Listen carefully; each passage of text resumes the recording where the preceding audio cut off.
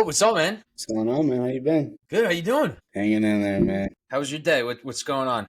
So today we're in midterm, so I didn't really have anything. I had a patient that was she came in, but there was really nothing to do for her, so we kind of sent her on her way. We're gonna reschedule her for another time. But for me, I just came home, chilled, studied for a little bit. We got two more midterms left, and then just chilling, man. Nothing crazy. How about you? Midterms? What year are you right now at Howard? I'm D3. Yeah, I thought you were a D3. So you got midterms right now. They added on clinic this year, I assume, right? Yep, exactly, Busy year. D3 is a busy year, man. exactly. Yeah. So you got the CBSE. You did that. Are you going to take it again this summer, or you're just going applying? Going to do externships? Yeah, I'm just gonna apply and do some externships. I was thinking about taking it again, but I was told that I would be fine with I'll be pretty competitive with what I have going into the military match, so I just stuck with it. Great, great, great. And you mentioned you won your class, right? Yeah, Congrats. I mean, that's a lot of work. yeah, man. You've been through dental school, you know how it is. So it's just every day same thing. Get home, study, try to help out as where you can. Still try to maintain your life and enjoy the fun things. You live in New York City, so I'm sure you know all about it. Yeah, yeah, not much. I mean, there's a lot of time there's a lot of time working during residency, so it's I don't know. I didn't get out as much as I would have liked to see Manhattan and get the most of it. You're also not paid quite enough to really get the most of Manhattan. Everything's so expensive, and most of your salary goes towards rent. So that's something that all my friends warn me of, and then you get in and you're like, oh, okay, all right, you're just kind of okay.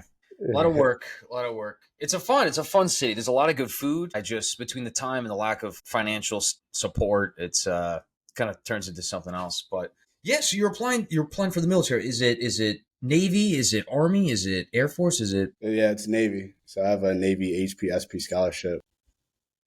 how does that work? Yeah.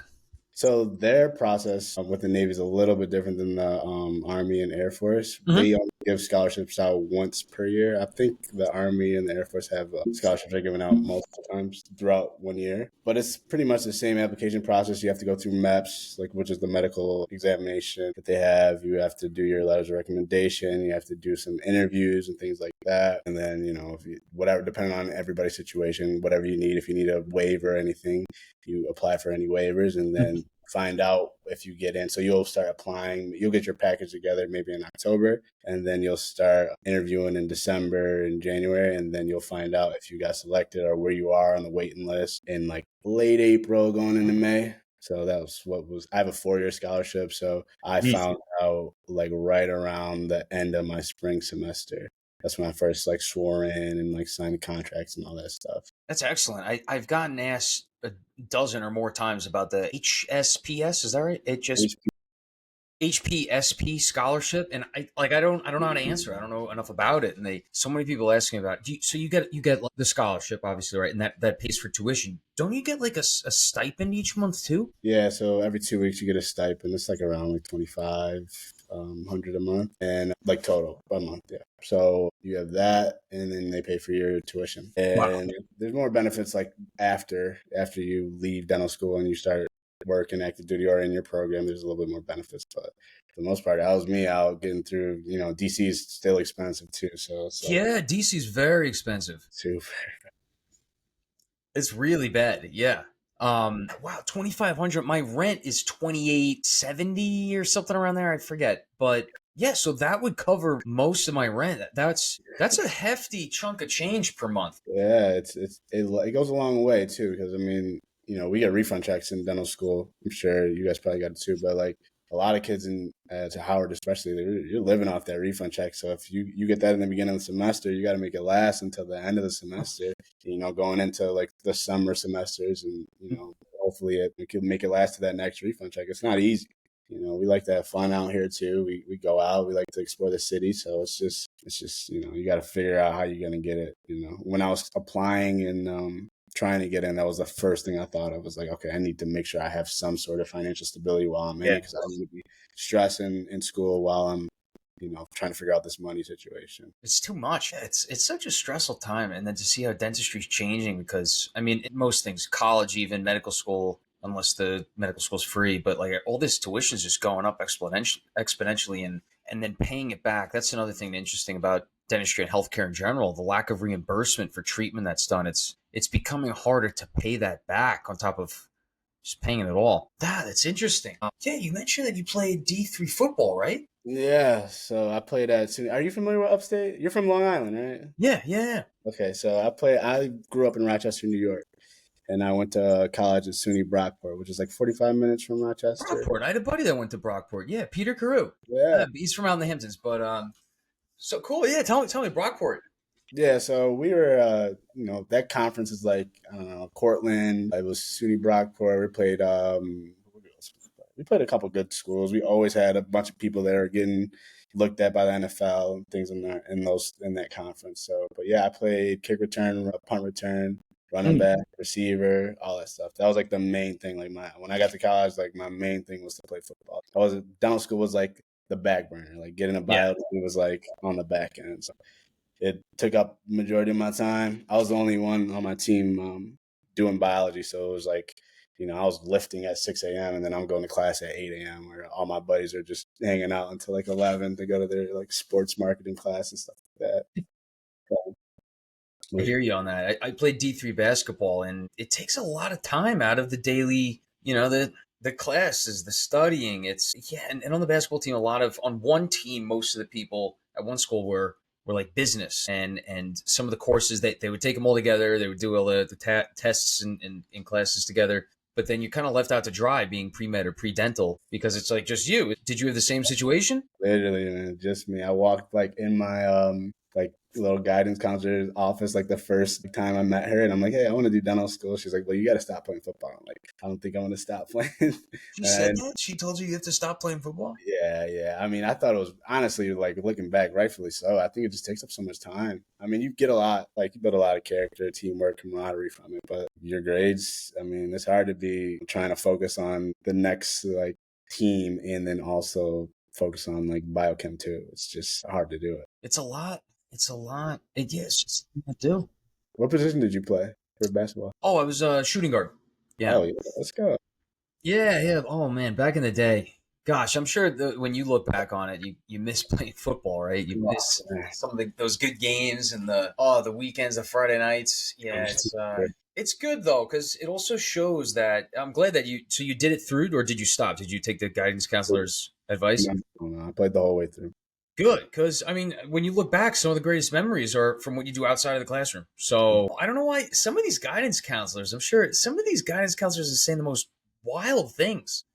That's just what they see, I'm sure. I don't know. I think the typical student that's trying to do pre-med or pre-dent, they're like focused. They're trying to, they're going home, they're studying, they're trying to get that 4.0 and make sure their application is competitive. And I understand that because it was tough for me to get into dental school.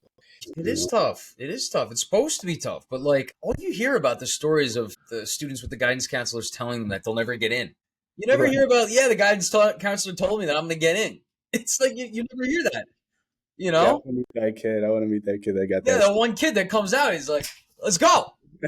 Every guidance counselor's coming out like rocking him in the face. I don't know, man. Yeah, What's going on these days? that's so true. It's unfortunate, but it is what it is. But yeah, good. So the year's going well. Yeah, we're in patient care now, so getting your feet wet in that. We do a bunch of RAM trips, which is like we go over Virginia, Mm. like little Southern Virginia areas, and work with people that don't get a lot of dental work.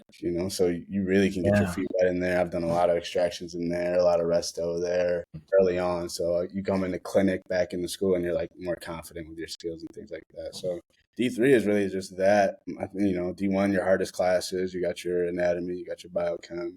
D2, similar situation, oral path, pharmacology, things like that. And then D3, your patient care, you really figure out kind of where you want to go, what makes you want to do whatever specialty, or if you want to do general. So that's the time. And you got to study for the CBSE, which is just a monster. And then That monster on top of dental school.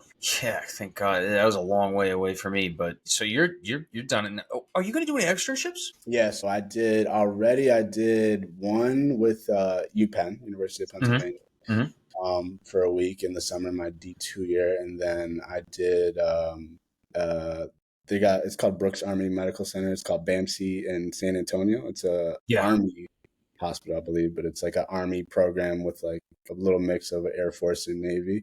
Right. So I was there this summer, externing there, and I did one like a virtual one with Rutgers, and I plan. So next week I'm going to Walter Reed, do an externship there in Excellent. Yeah.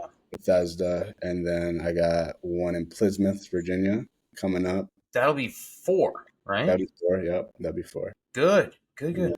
maybe hopefully try to schedule some more in the summer, and since like I'll be a little bit free, hopefully. Definitely get those 4 in. Those are good 4. Walter Reed. Yeah, I think Walter Reed. This guy Andrew Haber. He's a really nice guy. Went to Buffalo.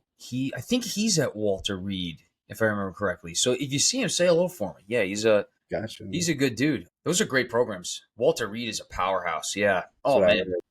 They work Oh, you. it's That's good. what they say. And then make sure, yeah, you put all 4 of those externships on your CV. Make sure, obviously, you're going to put it on your application. And then, do you know when if you have the CBSE out of the way, then you'll probably be able to submit pretty early, right? Yeah. So I was Is it a different application going into the Yeah, it's through like so. There's like a release. I think it's called like Dooms.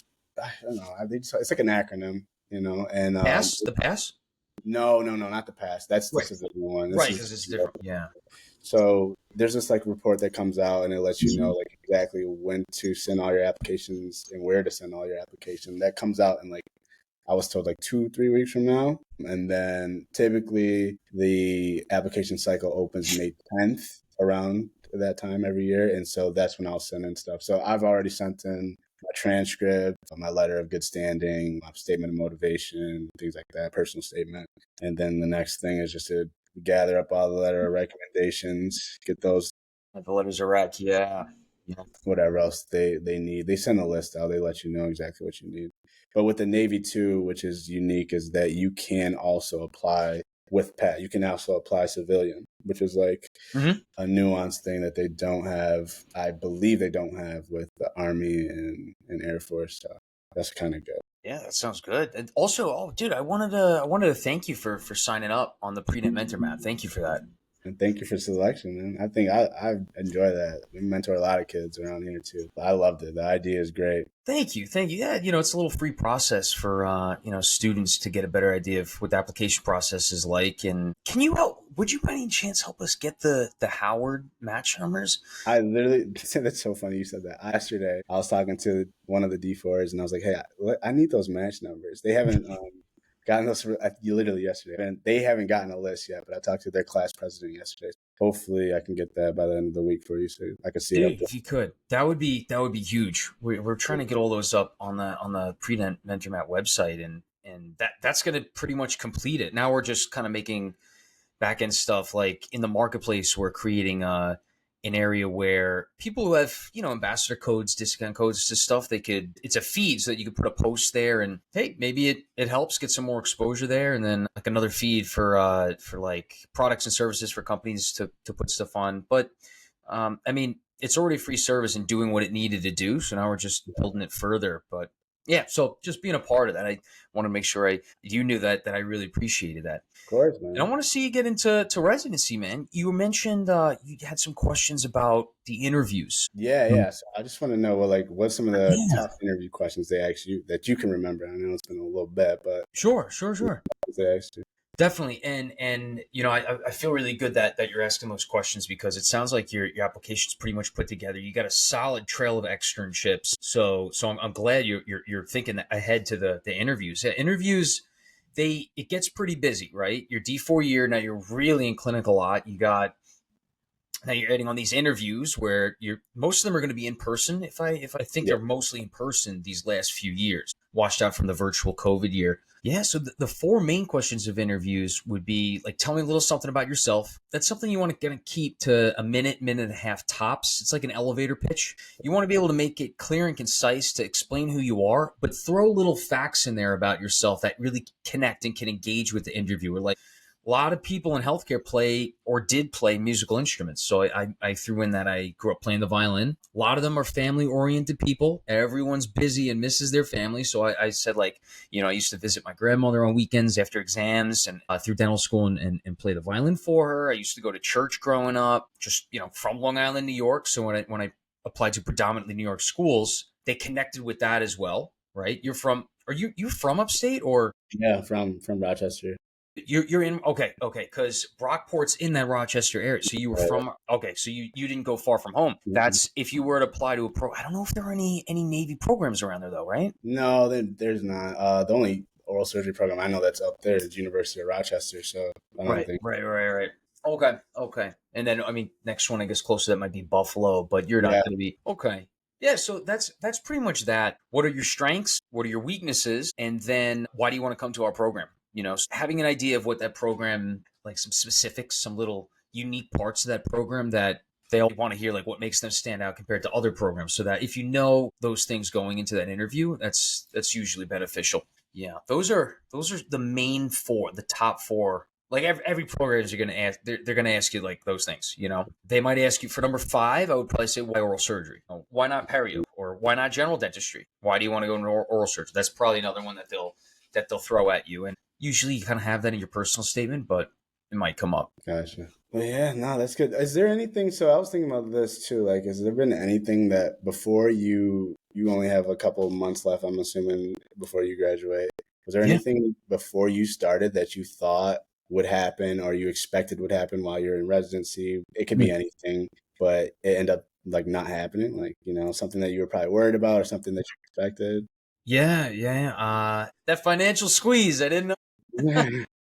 I did not expect that. I knew it was going to be tough. I didn't realize how tough it's going to. I haven't had a gym membership for 3.5 years. Really? Wow. Nuts. But I did pick an apartment complex that I live in. It's got a little fitness center in the basement. Damn, I missed it today. Too much going on today. But yeah, as far as the residency experience, the biggest hassles are going to be, well, I think the biggest thing is like it turns out being like 80% fluff and paperwork and all this tedious work, and 20% surgery or less. Like actually doing surgery, learning surgery, doing it less than 20%.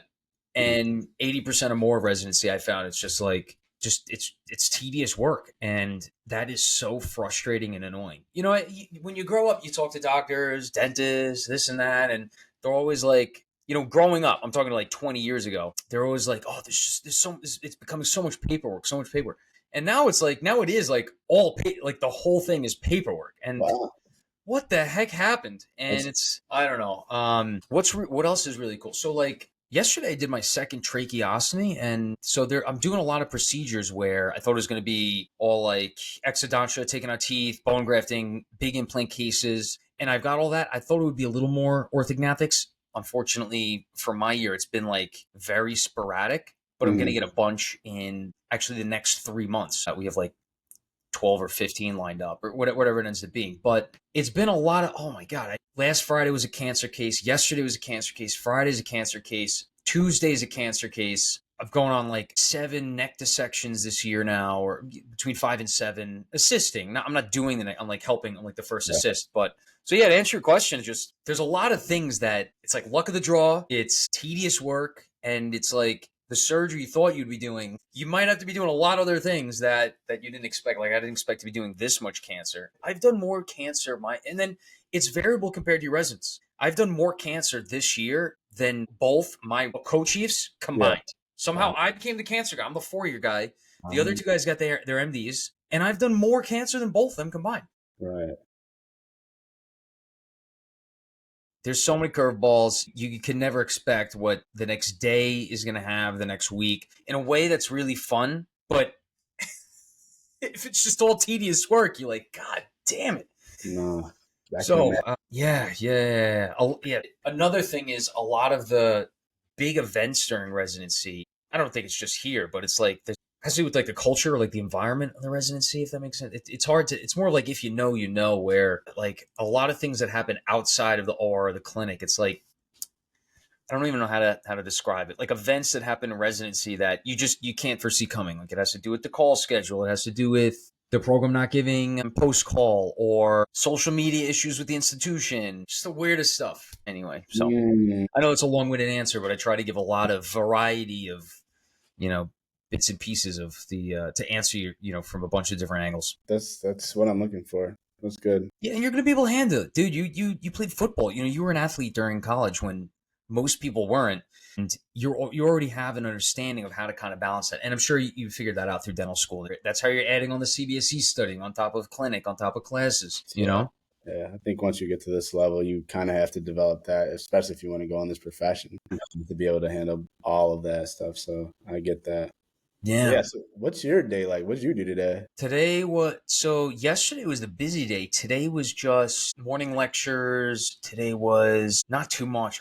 Just saw the inpatients pretty much all day. I have a ACLS PALS, which is the Advanced Cardiac Life Support in Mhm. pediatric. It's like a recertification I'm getting before I graduate, just to get it out of the way. It's good for your job. And that's Thursday. So today was the lightest day of my week where I helped out in the clinic where we see all the cancer patients. That's what it was. And then in the afternoon, I did one of the two courses, online modules that I got to do. Just like fluff stuff today. No, Yeah. no surgery. And you're going into private practice after, or are you going and you're doing a Yeah. fellowship? Okay.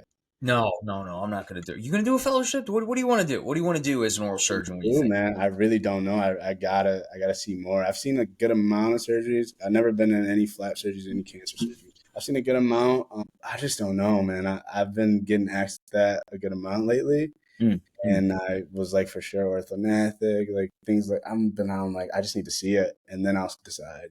That's a really good perspective to have. And keep that on your interview. Say that I've been exposed to so much and I'm really excited because in residency I'll actually be doing the variety that I need to know to figure out what the next step will be. That'll be something to remember for your interviews. That's going to be a good thing to say.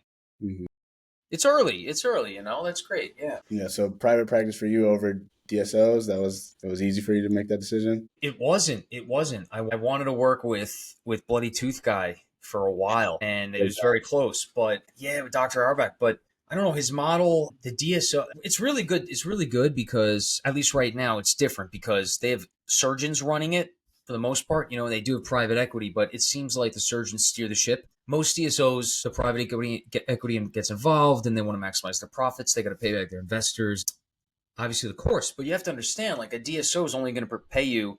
Here's another little tidbit of advice. Don't fall for the salary. When you're a surgeon, you want to be making a percentage of everything you do, right? That incentivizes you to work harder and it also incentivizes you within the practice to make a chunk of everything.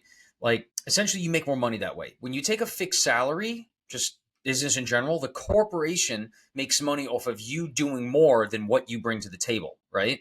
So they're going to pay you X, but they want to see that you bring 2 or 3X to the table or more, whatever it is. That's what a DSO is going to be. And that the idea, the goal for them would be to get you on a salary. They could pay someone a fixed sum and then hopefully that they make 2, 3, 4, whatever times that. Right. That's how they make the money, right? But for what's your benefit is to get on that percentage, right? Because then if you don't come in, you don't make any money. But when you do come in and you do the work, you're getting a percentage of that, right? That's Mhm. in your favor. The other thing is what is that percentage of what the practice collects? These DSOs, they're paying like 30%, 30 to 35% of what you do seems to be the average. Mind you, if you were a private practice owner in oral surgery, you'd be making 50 to 55%. The 45 to 50% goes to like the overhead, keeping the lights on, paying for dental implants, paying for your staff, and what have you. Oral surgery generally has less overhead because you're not paying for composite, you're not paying for all these dental materials, right? It's Mhm. just like implants and sedation meds. That's pretty much it. In addition to um, so it's very lucrative. But now when the DSO is only paying the surgeon 30 to 35% of what you're making, just more than half of what you would be making if you own that practice. And then there's always the art. Everyone loves to go to this argument. Everyone loves to say like, yeah, but you don't have to worry about the marketing. You don't That's have to worry about the business. You just come in, you do the 9 to 5. Makes it sound really cushy and stuff, right? But they want you to work that extra day of the week. They want you to take that call. They want you to take that extra. They're going to push you to do more surgeries and sedate that patient that's a little bit higher risk. And you see that, I talk to the lawyers that do this and they say Max right now is supposedly different. And I'd like to see that transpire and continue to maintain the difference between the majority of DSOs. But that's what you're looking at a DSO. They're taking most of your paycheck and it seems cushy because you're only focused. They love this part. We want you to focus on what you love to do. Look, man, I want to, I don't know. At the end of the day, you really just want to like have a good quality of life, and good yeah. quality of life means you got to be making what you're worth, and what you're worth is making the full percentage of what that closer to 50, 55%. And, when you're at that 30, 35, you're just not making as much. And it's going to translate to, if it's more work, yeah, but it's like you get paid more. So then outside of the office, you might have more responsibility, but the quality of life is going to be better because you have that financial support that we don't have right now in dental school. So Yeah. yeah, man. Yeah, I know I'm just throwing a bunch at you, but this is just what I've learned up until now. It was very surprising, dude. Like 10 years ago, it was mostly private practice stuff, big groups, little groups, and a lot of the groups they got bought up by DSOs. It's a different day and age, but I'm just not convinced that the DSO is actually a better model for patient care. Okay. So, what is your overall ultimate goal? Do you want to have your own practice, so you're going as an associate to another practice? I'm assuming. Yeah. Associate private practice. It's a multi practice. It's owned by one guy. And he has 6 or so surgeons working for him, but he's the only partner. And hey, look, it's going to be tough. He's probably not going to want to take on a partner, but I'm going to try and prove my worth, do the marketing for the practice, be a good surgeon in the practice, and I hope I could come to the table with some good ideas to expand it. It's private, and I'd like to keep it that way and expand it with our own thing. I'd like to see how we could create a better model to kind of give different opportunities, essentially financial opportunities to those surgeons that DSOs aren't actually giving. We could get into that if you want, but like a lot of these DSOs give you like equity, but the equity is only like, it's like a pizza pie.